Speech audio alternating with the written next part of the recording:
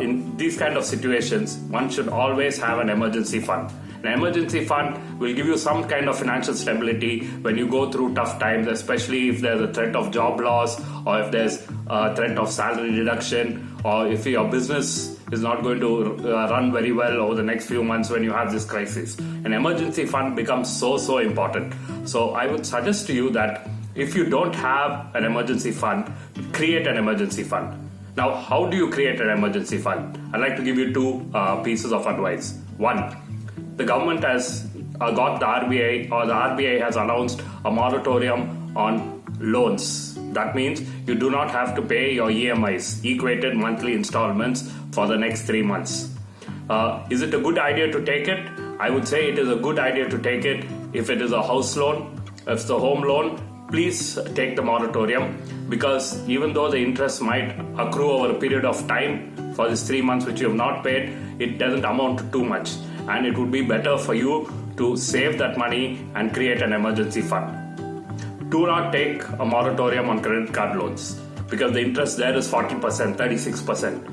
But on your home loan, it is about 8.5%. So one can take a moratorium there and use that money to create an emergency fund.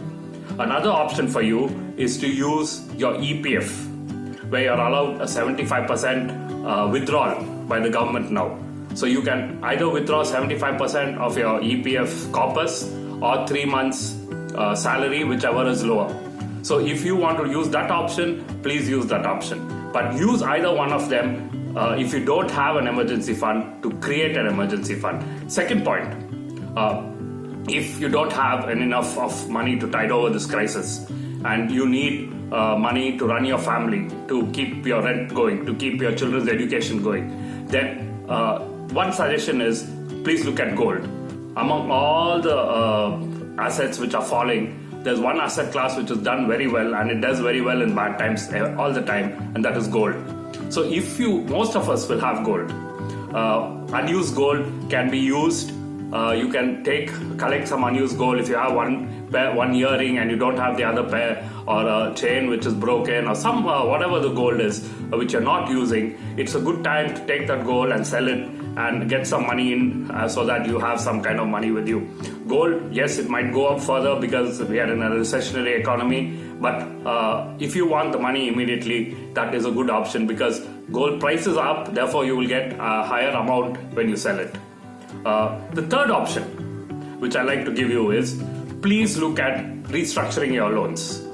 Please look at going to your housing finance company and asking them to reduce your loans, your interest on your loans. You pay a small amount and they will reduce the interest on your loans. Once that interest is reduced, the amount which you have to pay every month also reduces. So that can be a big savings and help for you. Fourthly, it's a great time if you want to borrow to do a top-up on your housing loan. Because all housing finance companies, if you already have an existing housing loan, are willing to top it up for you, and you get a top-up loan at 8.5% or 8%. Don't go and borrow from personal loan or a credit card loan. It's too costly. Better, if you want to take a loan now, the best thing to do is top up your housing loan, because you get it at a much cheaper rate. Within these 4 options, I would urge you to choose one or two, or a combination of all, and create an emergency fund.